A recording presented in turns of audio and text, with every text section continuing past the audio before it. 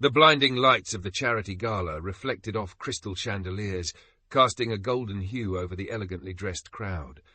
Waiters in crisp uniforms wove expertly between clusters of billionaires and socialites, balancing trays of champagne flutes. The hum of small talk, punctuated by polite laughter, filled the opulent ballroom. It was a scene Luca Harrington, the reclusive tech mogul, had grown weary of. From his corner table, Luca sipped his bourbon lazily, his tailored midnight blue suit clinging perfectly to his athletic frame. The room was a sea of glittering gowns and designer tuxedos, yet everyone looked the same to him. Artificial smiles, hollow compliments, and ulterior motives thinly veiled behind expensive cologne. His eyes drifted to the stage where an auctioneer extolled the virtues of a rare painting, another absurd gesture of wealth disguised as philanthropy.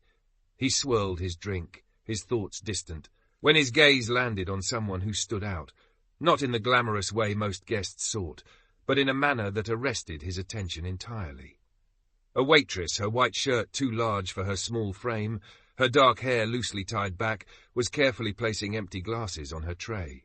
She moved with a kind of grace that seemed out of place here, her face marked with quiet determination. Her name tag read Mia. She didn't fit in, not in this world of excess. Her eyes carried a wariness that no amount of champagne could drown out, yet there was a spark there. Something unbroken, something real. Luca didn't realize he was staring until she glanced up, her gaze briefly locking with his. There was no deference in her look, no awe at his presence. It was a momentary acknowledgement before she turned away, but it was enough to unsettle him. For the next hour, Luca found himself watching her from the shadows of his corner. She moved like someone used to being unseen, avoiding the guests' dismissive gestures as if it was second nature. When she paused near the bar, he seized the moment. Rising from his seat, he approached her. "Excuse me," Luca said, his voice smooth yet commanding. Mia turned, clutching her tray defensively. Up close, he noticed the faint smudges of exhaustion under her eyes, the way her uniform hung awkwardly on her slim frame. "Yes, sir," she asked, her tone neutral, guarded. "I need your help," he said, an idea forming in his mind faster than he could second-guess it. Her brow furrowed. "With what exactly?" He glanced around the room, lowering his voice. "I need a date for the rest of the night." Her lips parted slightly in surprise, but her expression quickly hardened into suspicion. "A date?" she echoed, her tone tinged with incredulity. "You're joking, right?" "Do I look like I'm joking?" Luca replied evenly, the corners of his mouth twitching into a faint smirk. Mia's eyes narrowed. "Why me? You could pick any woman here. They'd jump at the chance." "Exactly," he said, his tone softening. "And that's the problem." There was a beat of silence as she studied him, her tray still balanced on one hand. She seemed to weigh the absurdity of the situation against something unspoken. Finally, she let out a sharp exhale. "All right," she said, setting her tray on the bar. "But only because I'm curious how this plays out, and I'm keeping the tip." Luca chuckled. "Fair enough."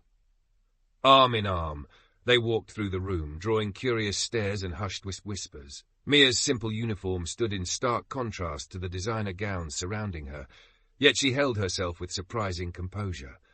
Luca introduced her as his date without missing a beat, ignoring the raised eyebrows and questioning glances. "Where did you two meet?" asked one guest, a woman dripping in diamonds. "Oh, we go way back," Luca said smoothly, flashing a charming smile. "Mia keeps me grounded." Mia arched a brow but played along. "Someone has to," she said, her voice steady. The night continued with a surreal quality.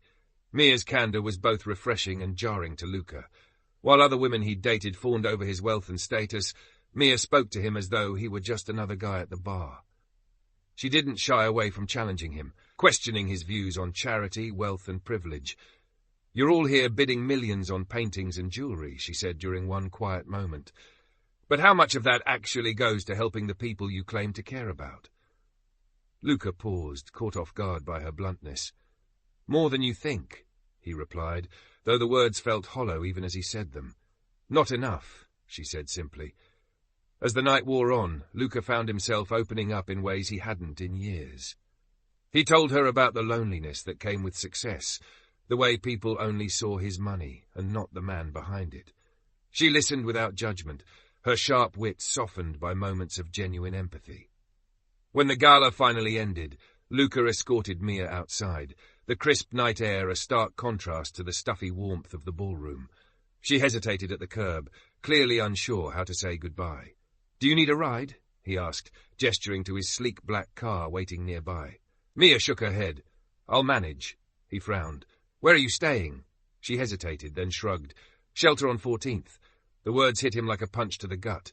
He had suspected, but hearing it confirmed was different. "Let me at least drive you there." She shook her head firmly. "Thanks, but no. I'm used to it." "Mia." "No, Luca," she interrupted, her voice firm but not unkind. "This was a nice break from reality, but that's all it was. You don't owe me anything." He stared at her, frustration and admiration warring within him. "What if I want to help?" She smiled faintly, a sad, knowing smile. "Then maybe start by helping people like me, not just me." Before he could respond, she turned and walked away, disappearing into the night. For days after, Luca couldn't stop thinking about her. Her words lingered, cutting through the bubble of privilege he'd lived in for so long. She had challenged him in a way no one else ever had, forcing him to confront uncomfortable truths about himself and the world he had built around him. And so, for the first time in years, Luca Harrington made a decision that wasn't about profit or prestige.